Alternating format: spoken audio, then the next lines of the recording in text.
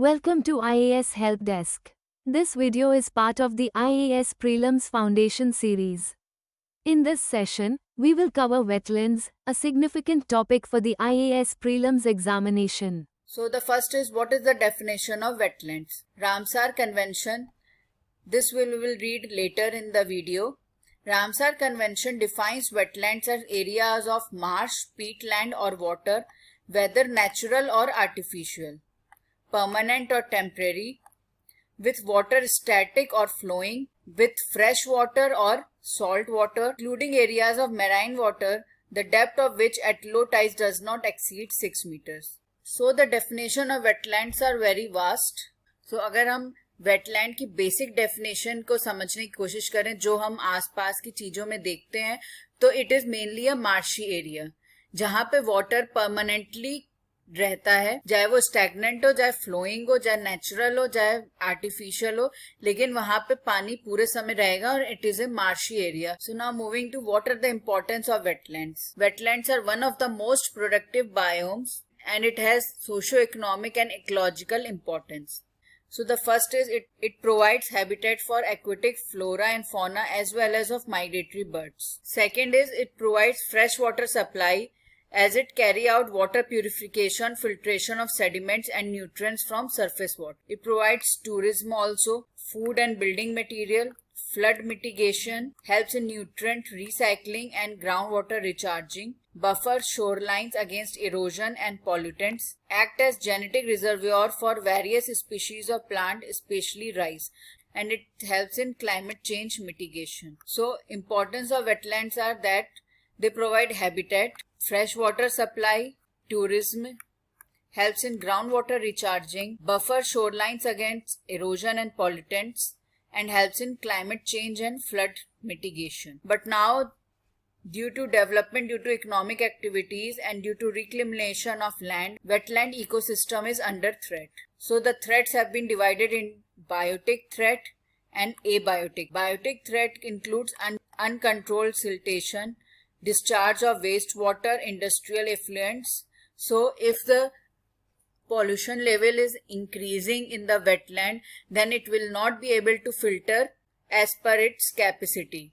So the wetland water will become more pollutant and it will not be able to support the habitat for different aquatic flora and fauna. Then deforestation and soil erosion is also affecting the wetland ecosystem, and due to growth of tourist sector or for the formation of roads, that is leading to habitat destruction. An abiotic threat includes weed infestation and encroachment, which is leading to shrinkage of area of wetlands. Then the man-made pressures are increasing, which are leading to habitat destruction and loss of biodiversity.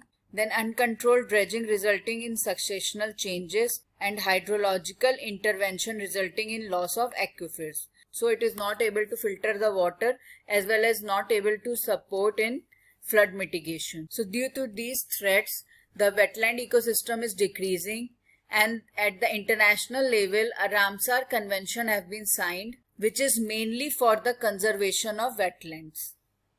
So it is an intergovernmental treaty with more than 150 members that deals with conservation aspects of inland waters and near shore coastal waters. Mainly it is a voluntary system and does not impose restriction on nations and landowners. So this is the important thing which can be asked in the examination, and it is named after the city of Ramsar in Iran, where the convention has been signed in 1971 and came into force in 1975. India has joined the convention in 1982, and under the convention, when a nation joins a Ramsar convention, so उसको एक wetland site को wetland of international importance announce करना पड़ता है और Ramsar site.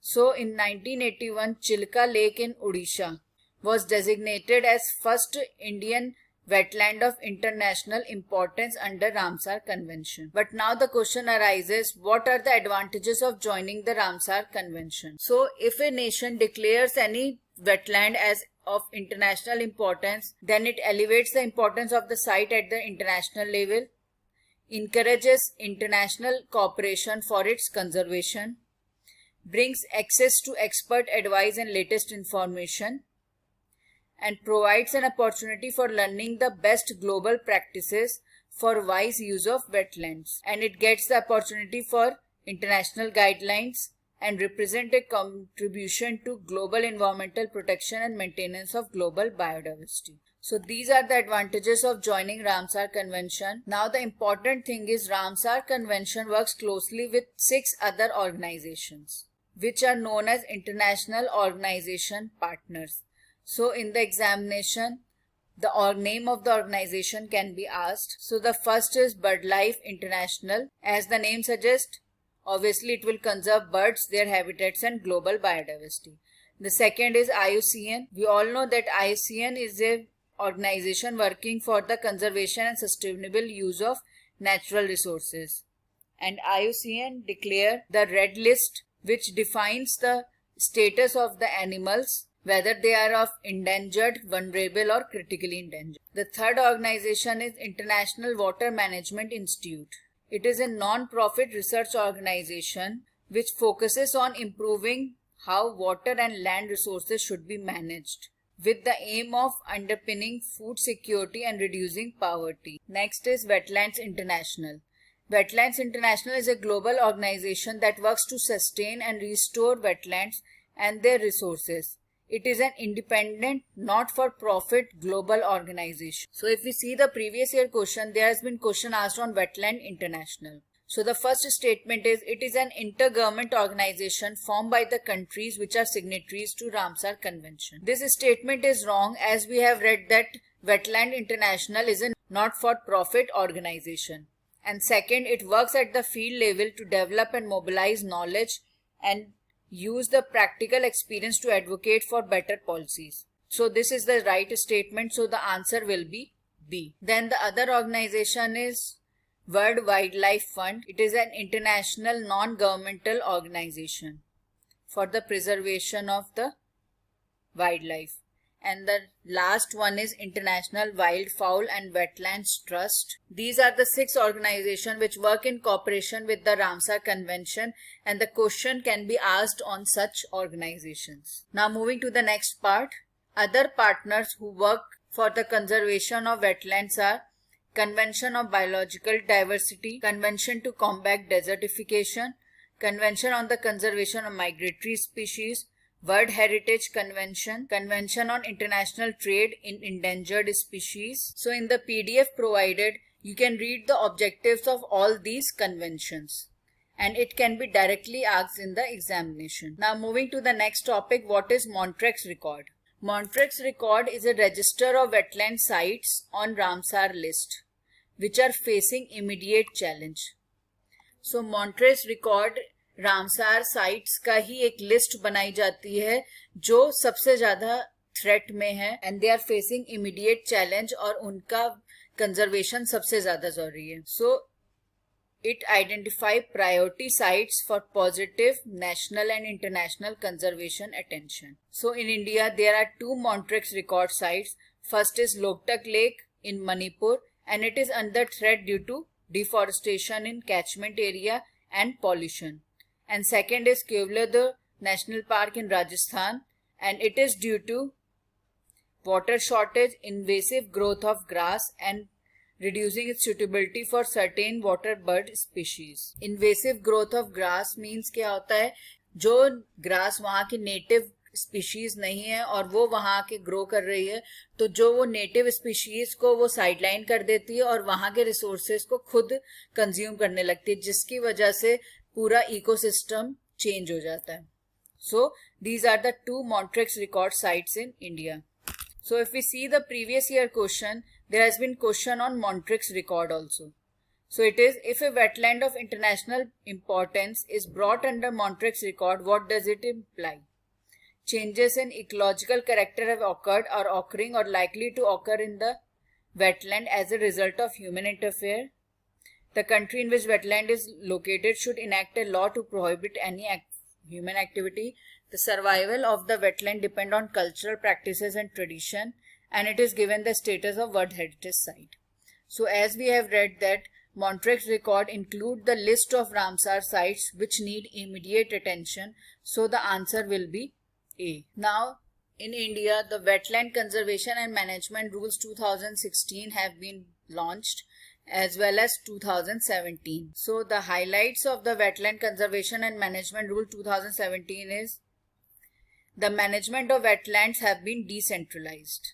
That is, the power has been given to state government so that protection and conservation of work can be done at local level, and one size fits all does not work in the conservation of wetlands. So the decentralization has been done, but the monitoring will be done by central government, and the states and UTs will set up state and UT wetland authorities, which will be headed by Environment Minister and include other officials and other expert members also. So what will be the function of these committees? This will identify and notify the wetland for protection, develop the comprehensive list of activities which have to be regulated or permitted. क्योंकि अगर हमें particular area का conservation करना होता है तो वहां पे हमें एक्टिविटीज को कंट्रोल करना पड़ता है और ह्यूमन इंटरफेरेंस को कंट्रोल करना पड़ता है, तभी हम उस एरिया का कंजर्वेशन कर सकते हैं.